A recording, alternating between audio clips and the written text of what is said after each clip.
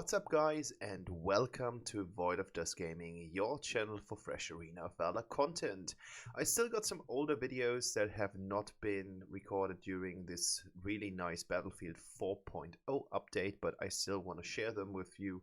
And as I am on some kind of venue right now, I'm pre-producing that stuff, so this is the weekend. We are having the 16th of October today, and today's video is going to feature Ishar. I wanted to play her on the support role, but as it turned out, I went in and got for the mid lane, so I'm the mage in the mid lane, and we're going to see for ourselves how this has turned out.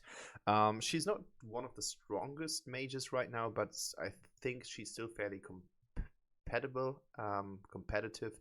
I've seen her in the jungle lately where she was amazing, and I just want to go with you through the equipment. Unfortunately, the in-game sound doesn't work, so we don't have any. We've got sound effects, but the music is actually kind of depleting. So this would be the support build that I want to build up.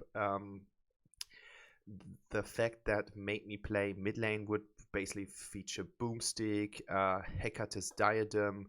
We would go with Tome of the Reaper and all sorts of things that you want to have on a mid lane mage. So this is kind of the build, but I'm going to turn it, and you guys are going to see the full build at the end of the video. So this is something that you can take if you are the support, but of course you need to make adjustments if you play another role. Arcana wise, I'm going with something that I call mage damage. So this is basically ability power, magic pierce, cooldown reduction, and the magic lifesteal, as you can see at the right side of the screen. This comes from 10 times violate, this comes from 10 times devour, and this comes from 10 times hex. So this is basically my staple build if I'm going in with a mage. Enchantment wise, I've decided to go full damage rather than utility. Even if I would go support, I think this would be the stuff that I would go for to maximize my damage output and help my AD carry to safely get the kills. So I think it doesn't need too much of explanation. Holy Thunder is super strong, and the rest of it is completely tuning towards improving our damage capabilities. So this is the build, and let's see what I did in the actual gameplay. Alright, here we go, and as you can see, there was some part of confusion because Baldoom has taken the support spot that I wanted to go with, but I think there was some confusion because I was picking Ishar and many players don't have Ishar on their hands. I think it's some kind of like a misunderstanding here at the beginning of the game, and therefore I went with the boots, going straight for the Tome of the Reaper, as this would be the item that we would take at first. And let's take a brief look at the overall compartment. So the main issue is I'm going to fight Yawn here because none of the opposing players picked an AP-based mage. What the fuck is going on? So they've got Hayate, they've got Telenas, and they've got Yawn. So they've got 3 different AD carries, and I think the one with the range spells and the damage output just went straight for the mid lane. Telenas would be another nice pick instead of going for Hayate. I think Hayate would be the character that is not suited for the mid lane the most out of the 3 of them. So I think their choice is actually decent, but if I was them, I would have gone with Telenas on the mid lane just to use her range capabilities in order to deny me farming and go for tower damage. So this is something that I have to bear with right now because I am the mid laner, and you can see that now Telenas is hanging out in the mid lane, Yawn is hanging out in the mid lane, which tells us we're going to have either hard time doing something useful, because we don't want to fight the 2 of them, because if you get the stun from Yawn and afterwards the range from Telenas, you are going to lose a huge amount of HP. That's for certain. That's something that's not even a secret. So in terms of the team composition, I was actually quite chilled because we had Xanis super strong in the lower tiers where I play, We've got Lubu, super strong as well.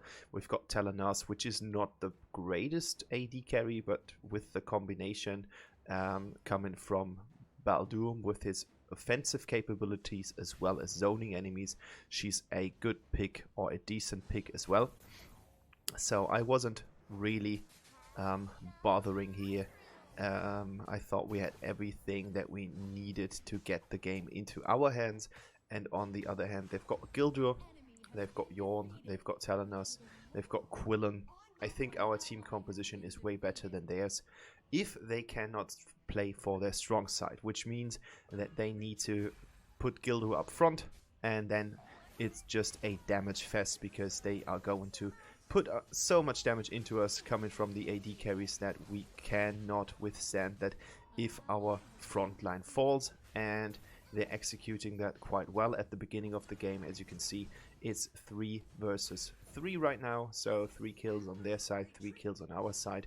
Lubu is occupying my mid lane, which I think is a smart move to do, because I roamed up here. So this is, at least at this point, we had the idea that Lubu was actually paying attention to the game flow, which is always a good sign, because sometimes you have the solo laner and you get the feeling that we're playing League of Legends, where the top laner is most of the time not really consistent in the game. I mean, yes, it worked out better when the teleport meta starts to appear, because now the teleport talent, it's a talent in it's some kind of talent in League of Legends, actually helps you to get to places where you need to be. So you are basically the person who gives numbers to team fights. But before that, the top laner was basically isolated, playing the complete own game, and sometimes you have the feeling that this kind of strategy or game thing appears in Arena of Valor as well, if you have a mid laner who's completely narrowed down, a solo laner who's completely narrowed down, just staying on his lane or her lane forever. I got a kill in one fight, and I was killed at the later stage of the game, because I think I made a mistake. I should have moved out a little bit earlier to prevent the incoming damage. So this was a misplay made by me, and I guess we could have survived the team fight if we just would have retreated a little bit earlier, but we didn't.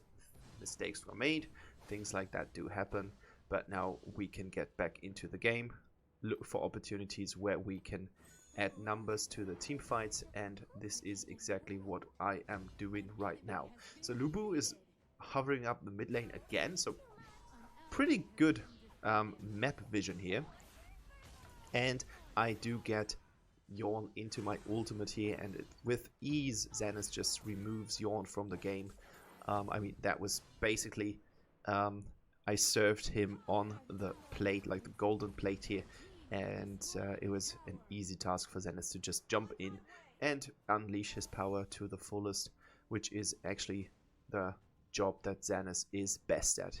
Picking weak targets with not that much HP, and just kind of instantly killing them, one-shotting them with all of his abilities, and that is where he really shines. So Xanis will have a huge impact on this game, and I'm glad that we had a Xanis in this fight, because he is going to kill all of them quite easily. So here's another ult, securing the kill on Quillen.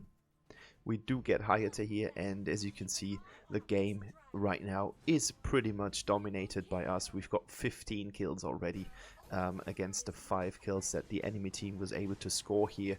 I started to push into the Abyssal Dragon, and Xanis immediately knew what his job was. He just ran straight into the Abyssal Dragon, got another stack for his item, and we got the dragon as well. So really good team coordination here, especially for, as I said, the lower tiers. This is not something that you always have in the games, and I'm using my ulti to zone Quillen out of the way and follow up with Furball in order to just get him away from my squishy little Telenas. I don't know how this happened, but I think Baldoom was completely on his own. Tried to steal blue buff here. My little pet is still on the heels of these two guys, and now I need to use my abilities to get back to safety, but I was just focused on the minion, got the minion here, and now I saw the opportunity to get into the tower. So get furball. 5, 4, 3, 2, 1. Second furball appears. Nice. And now we can start to whittle down that tower, and that should not be any problem because there is no enemy. Oh, now we've got Telenas here, and unfortunately she gets me, but she is killed as a revenge here. So we got the tower, we got a kill, we were killed. I think that is more than enough if you ask me, because we're playing on objectives. We're not playing on kills or pretty crazy kill streaks or something like that. We want to win the game, and the game is won by towers. I can't repeat it too often. It's just something that many players completely neglect. They've got like 20 kills and they're carrying the whole team because they just got all the kills that the team was actually fighting about, and then you've got one loaded up player, and if he or she is not focused at the end of the game, not carrying the stuff, then you will still lose the game, even if you are in the winning streak, if it comes down to kills and deaths. So KDA is not the total indicator if you are about to win or lose a game. It's about the towers as well as the objectives. Of course, Dark Slayers and Abyssal Dragons matter quite much as well. So we set up a little ambush here, but no one was falling for it, so we're camping like that. Okay, well, and you see that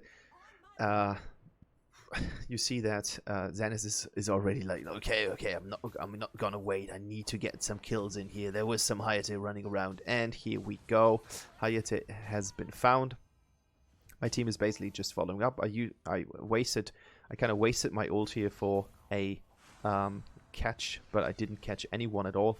So now I'm just throwing in my furball, throwing in some spells, and now I need to be super careful, and I wasn't. So meh.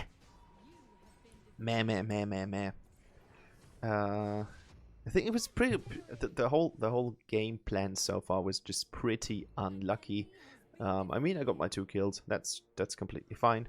But we are now already taking down the Dark Slayer, and as you can see, the kills are just stacking up with my team. 20 kills, Dark Slayer, Abyssal Dragon twice. So we do have the upper hand here in terms of experience, in terms of goals. So everything is just moving in our favor. And let's just hope that we do get 1 or 2 kills to kind of polish up our score, because 2-3-8 is not the stuff that I want to end the game with.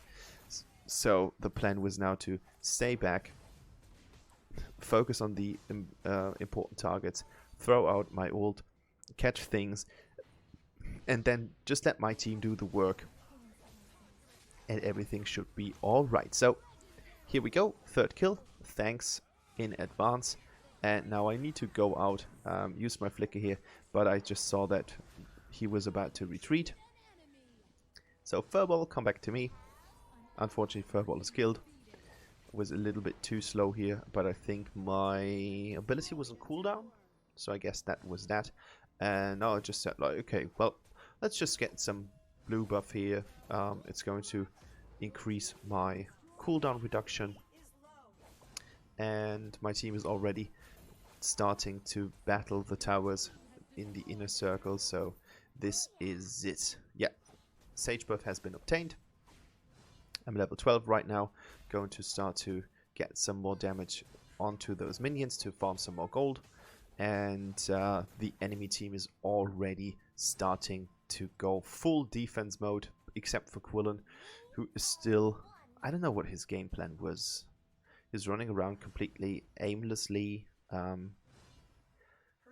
Everyone is now completely going for that Quillen, and let's just find him. Here he is. And I've got the defeat, so this is 4 kills for me. So the score is looking good right now. 3 kills, 2 of them completely unnecessary, I guess, but it doesn't really matter, because what matters is the overall outcome, and this is determined if we're losing or winning the game, and this is all about it. It's all that matters. So now there's a strong defense with Telenos and Gildo. We need to be careful because otherwise we are just going to be harmed here. We've got a really nice Baldoom ult, and I was throwing my ult in here as well.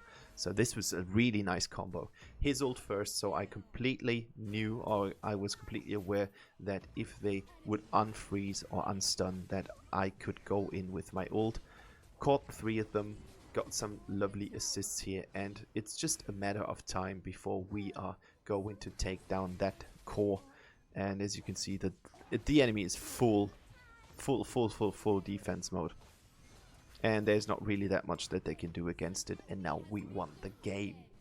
So my verdict, considering Ishar, is that she is still not as powerful as many as the other mages, but she actually brings something really nice to the battlefield, which is a henchman in the cloth of the furball, who's working, or who's acting like some kind of extended force to hail down on the enemies. And you got a really strong ult, which is zoning enemies as well as catching enemies. And as you can see, we are 3rd best player, so I'm fine with that victory. I hope you guys enjoyed today's game. I would be happy if you give this channel a like, this video a like, and subscribe to the channel. That would be really, really nice. And I wish you a pleasant evening afterwards, and come back for some more video content. That would be quite nice of you. Thanks.